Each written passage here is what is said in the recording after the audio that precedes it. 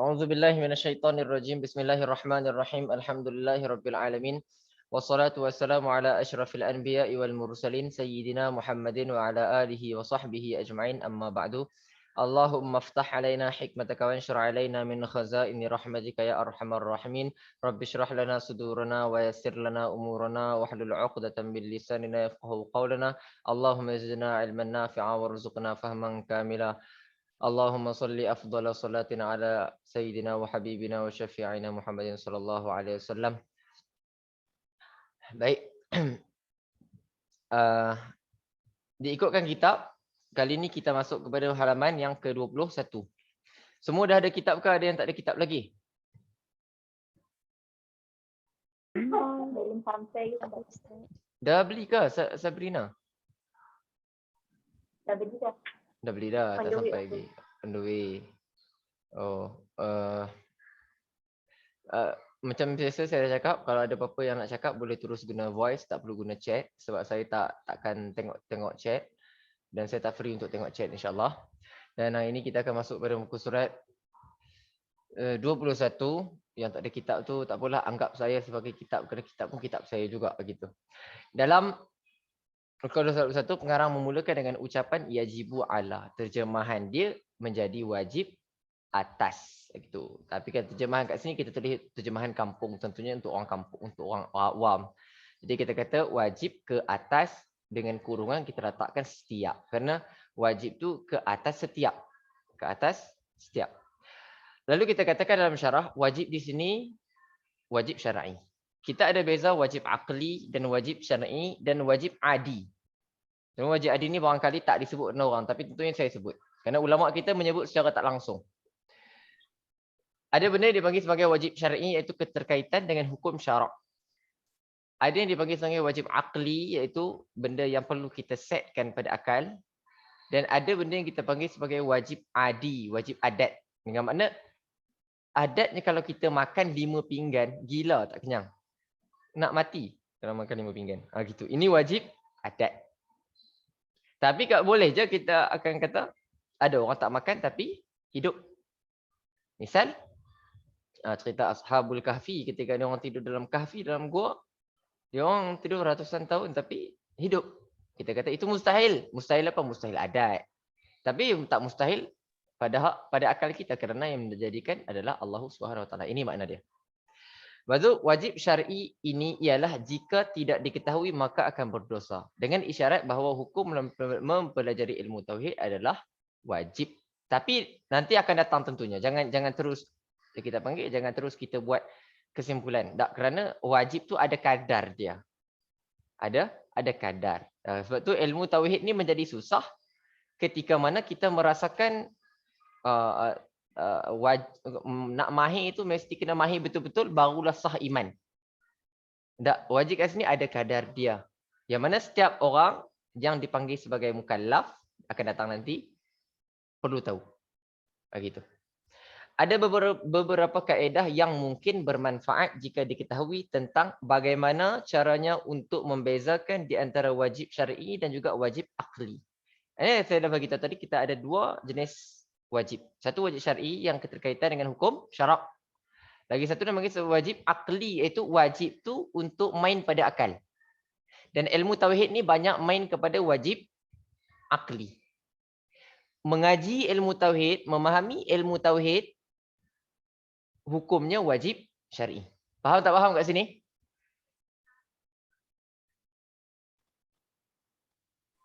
Faham Ustaz. Baik, seterusnya kita sambung. Dan selalunya perkara seperti ini akan diketahui apabila kita membaca kitab Jawi terdahulu. Dan kita tahu kan, antum semua barangkali kat sini ada yang pernah mengaji kitab Jawi lama dalam ilmu tauhid. Tentunya kadang-kadang kita jadi berbelit tentunya. Sebenarnya kitab Jawi lama senang.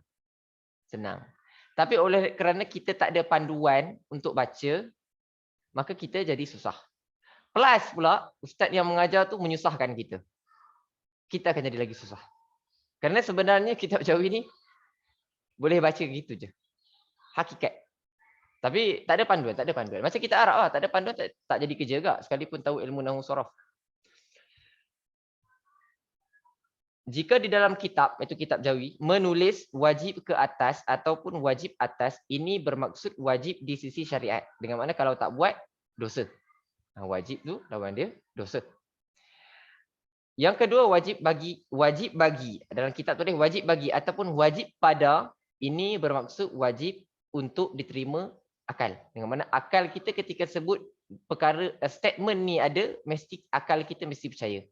Wajib percaya. Dan dalam ilmu tauhid kita akan main wajib akal. Kaedah ini jika kita fahami, maka ia akan memudahkan kita untuk memahami kitab Jawi terdahulu, insya-Allah. Di sini perlu diketahui tentang perkara yang penting, iaitu perbezaan di antara syar'i dan akli. Selalunya kita akan menyebut perkara ini dengan nama hukum akli dan hukum syar'i. Ini ada beza antara dua hukum ni. Hukum akli, apa hukum akli? Kata kita kat sini, iaitu kita mengisbatkan atau menerima sesuatu perkara itu yang mana ianya boleh diterima oleh akal. Itu hukum akal. Yang melibatkan akal, dia tak terkaitan dengan dosa, pahala, tak terkaitan. Dia kaitan dengan akal. Seperti seorang ayah lebih tua dari anaknya.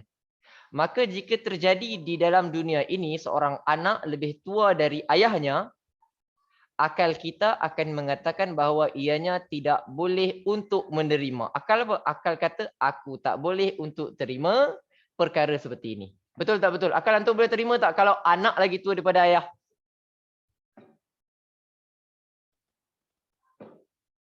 Tak Ustaz.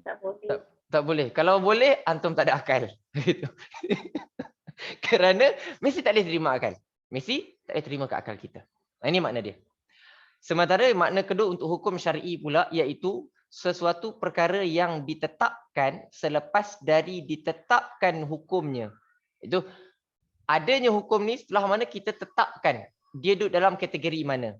Sama ada boleh melakukan atau tidak hukum perkara tersebut, dan ia terpecah kepada 5 bahagian. Pertama, wajib. Apa makna wajib di sisi syarak?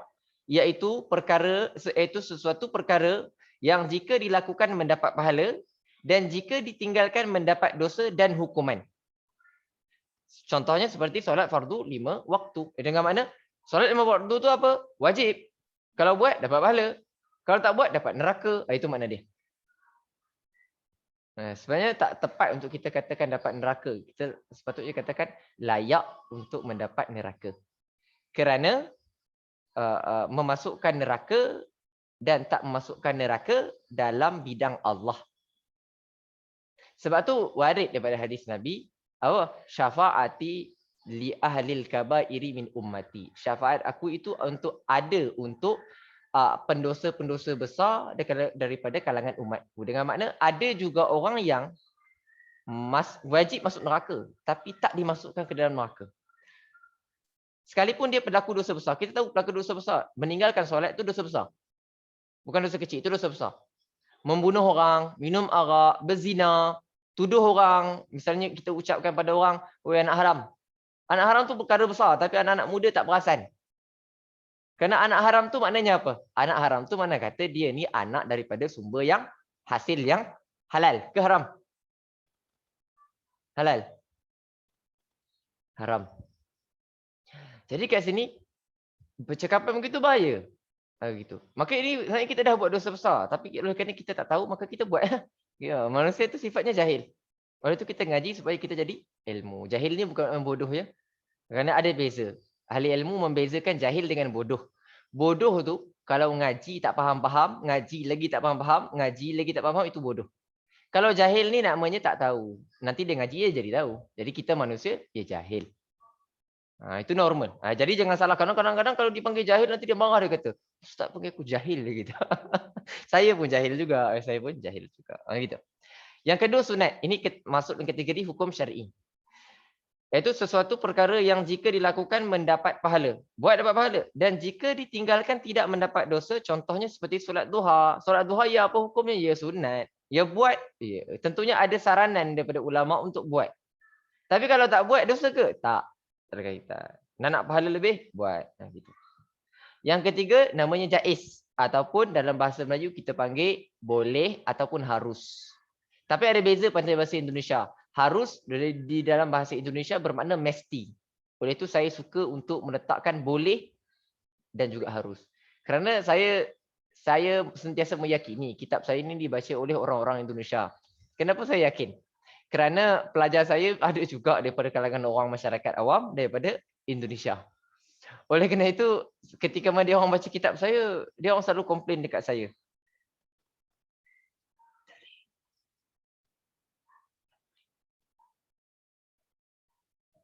Dengan mana? Apa dengan mana? Allahumma salli dengan mana? Boleh. Iaitu dengan mana apa boleh tu?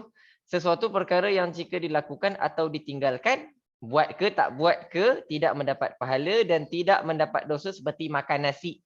Hang nak makan ke? Hang tak mau makan ke? Ikut hang.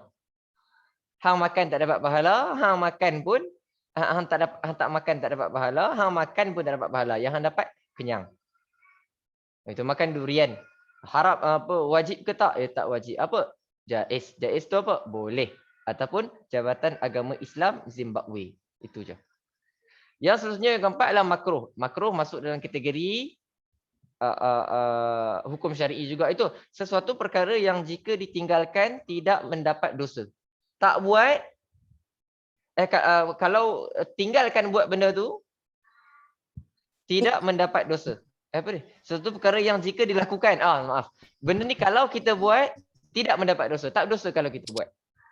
Dan jika ditinggalkan, point kerana Allah mendapat pahala. Kerana ada benda makruh yang kita tak buat, yang kalau kita tak buat dia tetap tak dapat pahala. Contohnya apa? Kencing berdiri. Kencing berdiri tu makruh. Tentunya datang hadis sahih dalam masalah ni, tapi datang juga hadis sahih bahawa Nabi kencing berdiri. Dekat sini ketika mana ta'arud juga ta'adul di antara dua dalil lain, maka ulama tidak boleh untuk mengharamkan kencing berdiri, tetapi ulama makruhkan. Kerana ada perbuatan Nabi pernah kencing berdiri. Lalu ulama takwilkan hadis ni. Sebagian kata Nabi kencing kerana nak menunjukkan kepada nak menunjukkan bahawa bolehnya kencing berdiri. Lagi satu ulama dia kata tak, kencing berdiri bukan Nabi tunjuk kita boleh, tapi waktu tu keadaan tempat tak cantik, tempat tak bersih, lalu Nabi terpaksa kencing berdiri. Jadi ulama mengatakan boleh kencing berdiri kalau ada keperluan. Maka kat sini orang tu dia memang biasa kencing berdiri. Lalu hari ni dia tak kencing berdiri. Sebab apa? Sebab doktor kata aku tak boleh kencing berdiri. Kalau aku kencing berdiri nanti kita panggil aku punya masalah, kita panggil batu karang ni teruk. Contoh dia kata gitu. Maka dekat sini, ketika mana dia tak kencing berdiri, adakah dia mendapat pahala? Tidak. Dapat faham kat sini? Faham Ustaz. Terus. Yang kelima adalah haram. Iaitu sesuatu perkara yang jika dilakukan mendapat dosa dan jika ditinggalkan poin kerana Allah mendapat pahala. Contohnya zina. Kita buat, ya dosa. Kalau kita tak buat, ya barangkali pahala, barangkali tak berpahala. Macam mana boleh jadi kita tak buat benda haram tapi tetap tak dapat pahala? Macam mana kita kata? Misal, lelaki ni dia suka main perempuan. Misal. Ni misal ataupun dia suka buat benda zina. Main perempuan tu ayat kasar tentunya. Tapi anak-anak muda mungkin terbiasa. Lalu kat sini orang tanya, "Woi hang, mana tak macam pergi cauket?" Gitu. Bahasa cauket ni bahasa masyhur. Dia kata tak boleh aku tak mau pergi lah.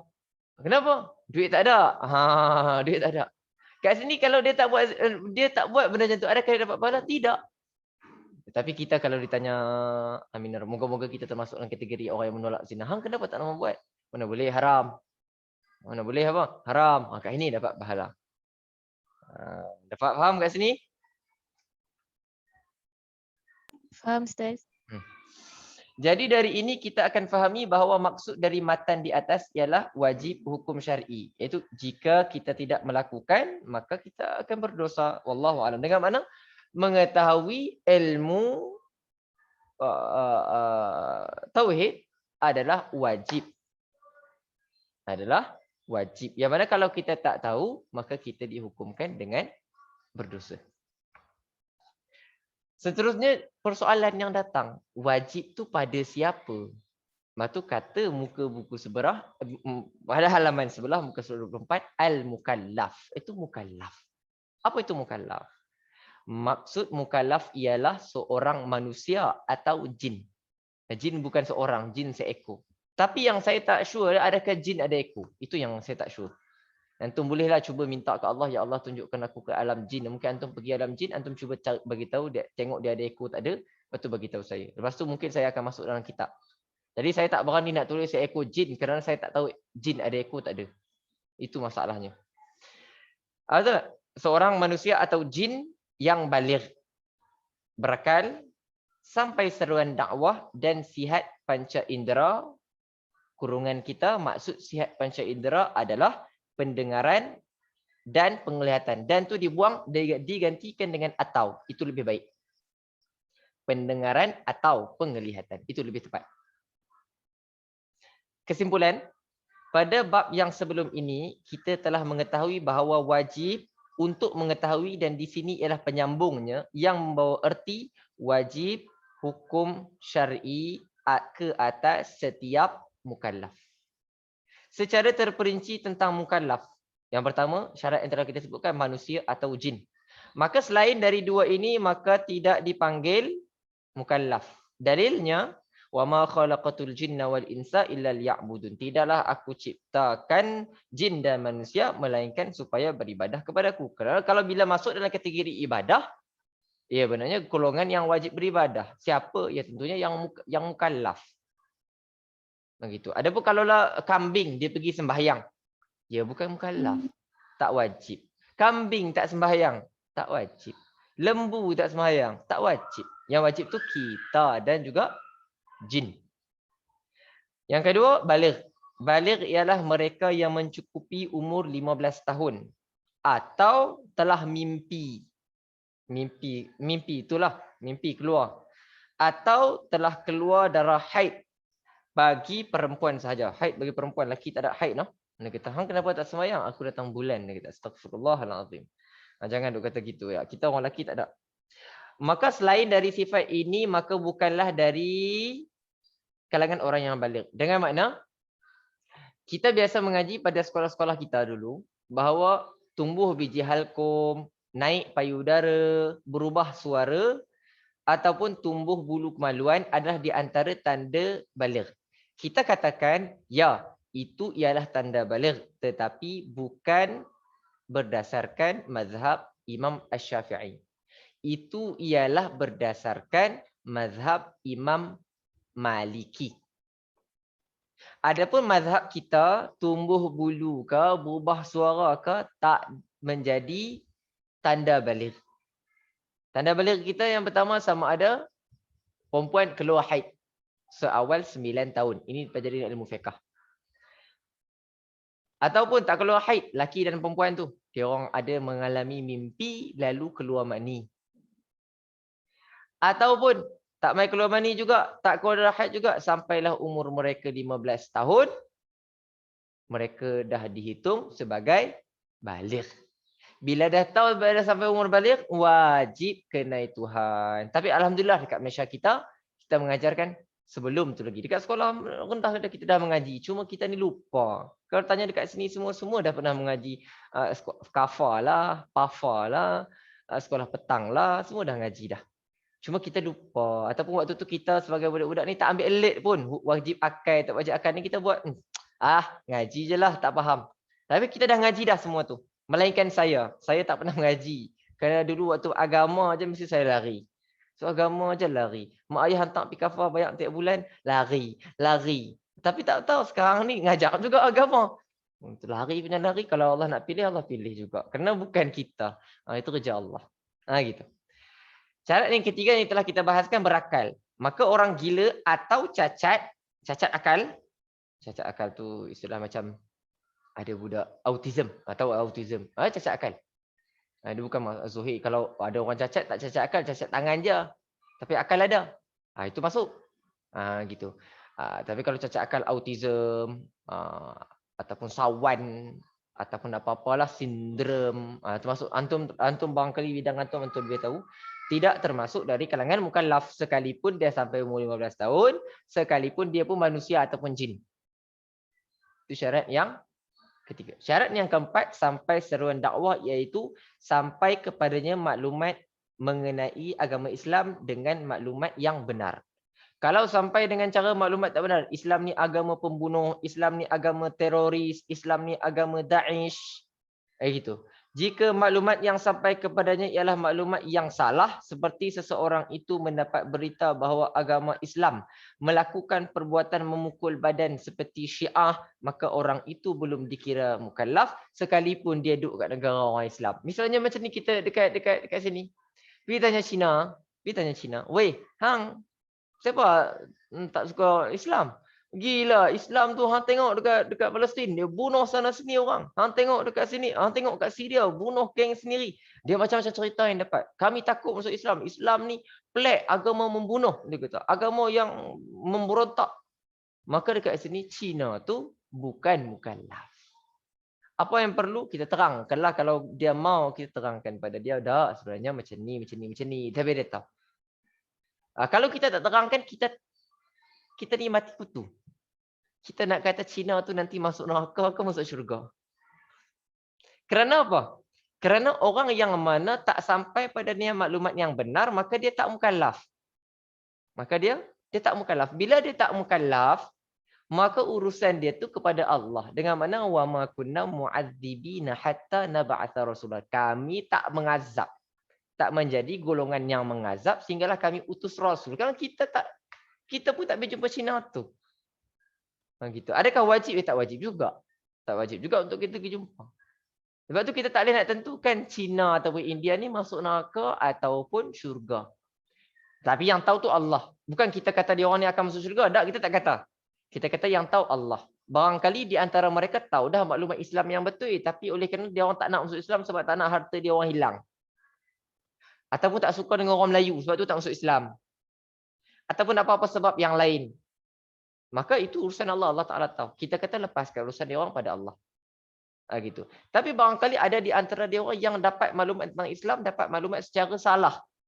Maka tak mukallaf. Bila tak mukallaf, sama ada dia di syurga. Ataupun sama ada dia di neraka. Ini pandangan ulama kita dalam masalah ni. Ini kerana orang bukan Islam tidak tahu membezakan antara Syiah dan Islam yang sebenar. Ini kita datangkan misal Syiah sajalah, sebab Syiah terang-terang yang salah gitu, pukul badan orang gitu. Peristiwa Karbala, dia kata kami nak merasai kesusahan. Dia merasai kesusahan, dia kita doakan, ya sudah. Islam tak dia ajar untuk buat macam tu. Nah gitu. Kayak itu. Seterusnya sihat panca indera. Apa yang dimaksudkan dengan sihat panca indera? Iaitu mata, ganti lagi dan ni dengan atau telinganya. Saya pun akan gantikan juga. Tak salah pun untuk sebut dan, tapi saya bila kita tulis lagi, kita jadi tahu, kita lebih tahu apa yang sempurna. Itu mata atau telinganya berfungsi dengan baik. Dengan mana atau kat sini? Kalau salah satu daripada ni je yang elok. Dengan mana dia ni lahirnya dalam keadaan pekak tapi celik. Atau dia ni buta tapi mendengar.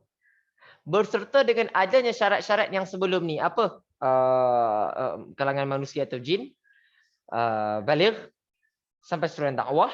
Berakal. Maka dia juga mukallaf. Gitu. Jika seseorang itu hanya cacat salah satunya, maka dia masih mukallaf. Faham ke itu? Kerana jika mata buta tetapi telinga berfungsi, seseorang itu masih boleh mendengar dan mengetahui tentang agama Islam. Dan jika telinganya pekak tetapi matanya celik, maka ialah ni buanglah tu. Maka ia masih boleh melihat dan mengetahui tentang perkara syariat. Kerana isteri saya ada bapa saudaranya tu tak mendengar. Tapi bercelik. Tapi alhamdulillah dia mengaji tentang agama Islam. Dia faham elok tentang agama Islam.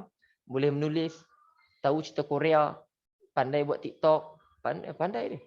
Dia rajin baca buku tentang Dajjal nak keluar bila. Saya pun tak tahu Dajjal nak keluar bila, biarlah ke Dajjal. Nah gitu.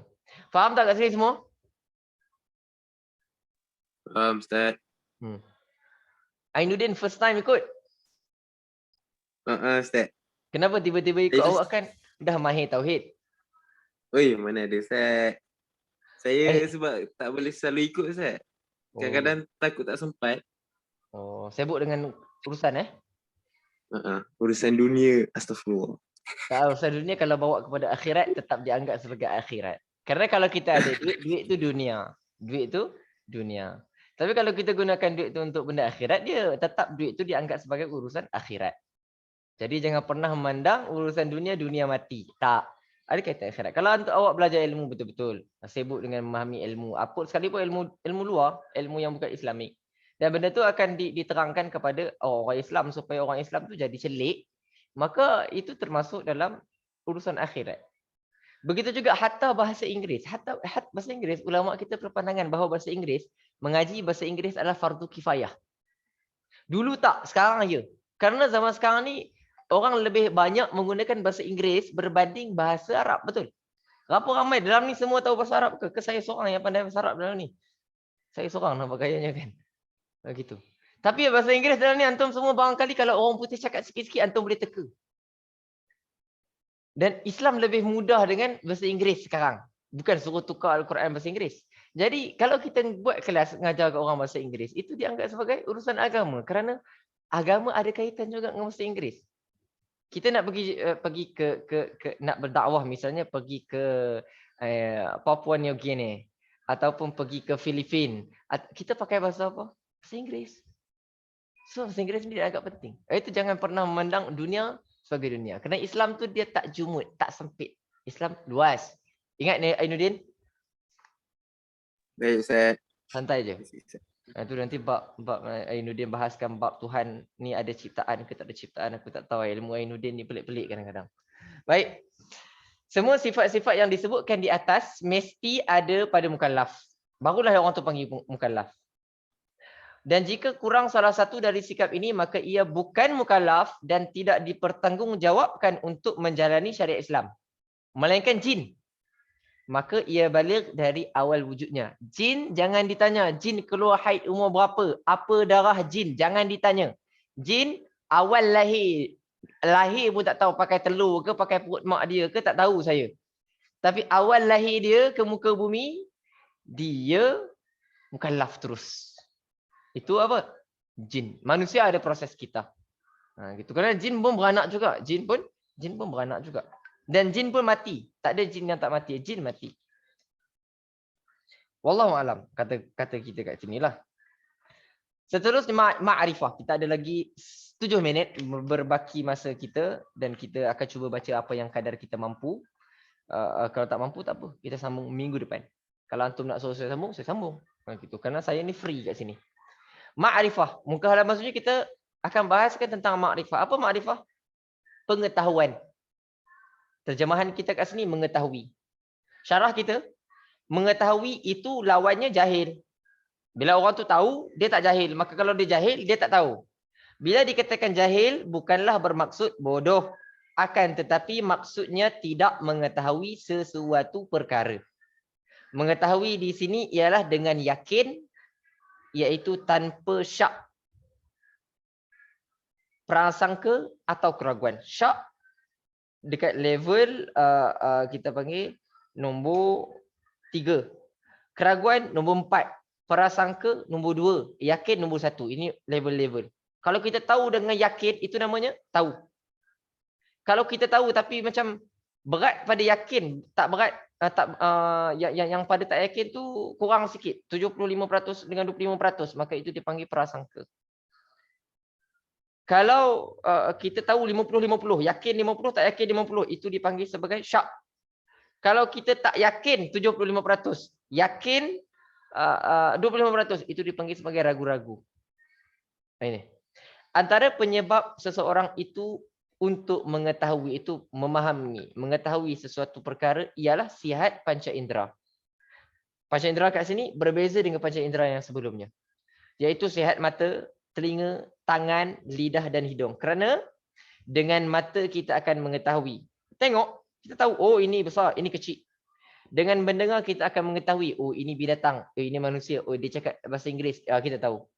Dengan merasa kita akan mengetahui masin, masam, manis, madu. Dengan menyentuh kita akan mengetahui kasar, lembut.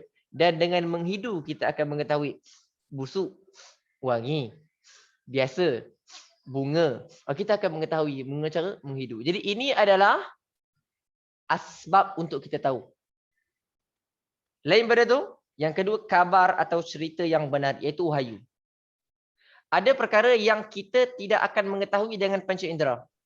Tak pernah tengok, tak pernah dengar. Akan tetapi kita akan mengetahuinya dengan mendapat tahu dari wahyu. Seperti Rasulullah menceritakan kepada kita hal berkaitan akhirat, jin dan syurga. Antum pernah tengok syurga kat sini? Tak. Tak. Tak pernah. Antum tahu ada tak syurga ni? Ada. Itu gila tak gila kita? Tahu tapi tak pernah tengok. Gila betul.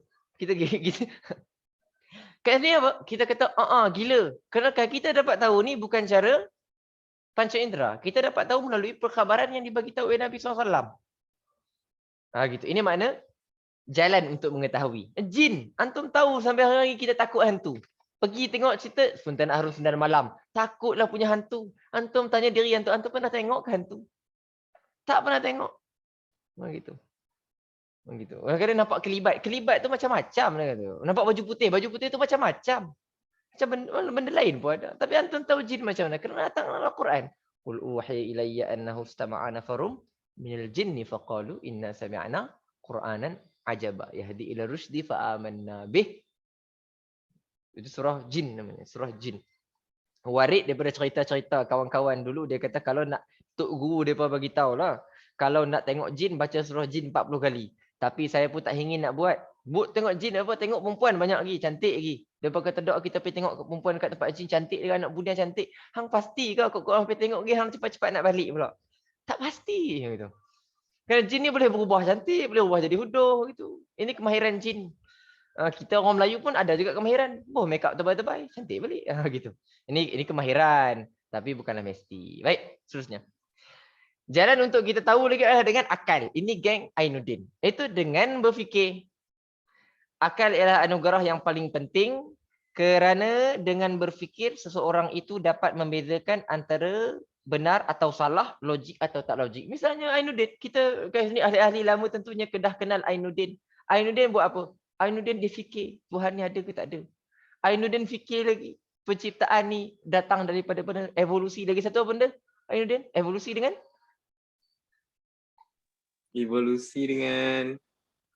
tu je lah Ustaz saya sebut. yang satu lagi tu lawan daripada evolusi. Oh, evolusi ataupun penciptaan. Oh, tak tahu, saya tak tahu benda apa evolusi. Ini semua kerja berfikir. Jadi kita tak pernah tengok benda tu. Sebenarnya kerana datang soalan ni, kawan saya waktu tu dia tengah ambil kos Usuluddin, Akidah dan Falsafah. Tahun 3 dekat Azhar. Abdullah Siddiqi nama dia. Dia tanya saya, telur dengan ayam mana wujud dulu? Saya tak bengong saya. Sampai sekarang saya tak tahu jawapan. Mungkin Ainuddin punya bidang. Saya pun bengong, tak tahu aku. Sampai sekarang tak tahu. Dia tanya kita tahu gula tu manis, betul? Dia pada mana? Saya bengong. Ya, aku tak tahu. Yang penting aku rasa gula tu manis. Sebelum kita tahu itu gula, dia kata. Macam mana kita boleh nak rasa dia? Macam tu. Saya pun jadi macam, juga kan. Tapi itu dah. Saya kata, sudah. Hang baca buku, hang sorang-sorang. Hang jangan sulitkan dengan otak aku. Gitu. Sebab tu saya ni lagi suka fiqh, tak sakit otak gitu. Astagfirullah. Tapi ini kita ngaji ni kadang-kadang nak melepasi keimanan. Gitu. Adapun nak mahir, bukan saya. Saya ni bukanlah nombor 1 tauhid. Saya ni kalau orang kata saya nombor 1 fiqh, saya syok nak mengaku. Tapi kalau nombor tauhid, tak. Tauhid ni saya hanya boleh sekadar untuk saya dan juga orang-orang yang mana tak kenal Tuhan ataupun kenal tapi kurang faham, maka saya tolong sikit-sikit. Hampa nak mahir, hampa jangan tanya aku. Baik. Martabat mengetahui itu ada 4 level jenis pengetahuan. Pertama, mengetahui secara hakikat itu seperti Allah mengetahui zatnya sendiri. Itu Allah Ta'ala sendiri lebih tahu dan secara hakikat tentang zatnya. Zat itu apa benda? Diri. Tapi kita tak kata pada Allah diri. Kita kata zat. Gitu. Faham tak faham kat sini? Faham Ustaz. Hampa nak sambung ke? Hampa nak stop?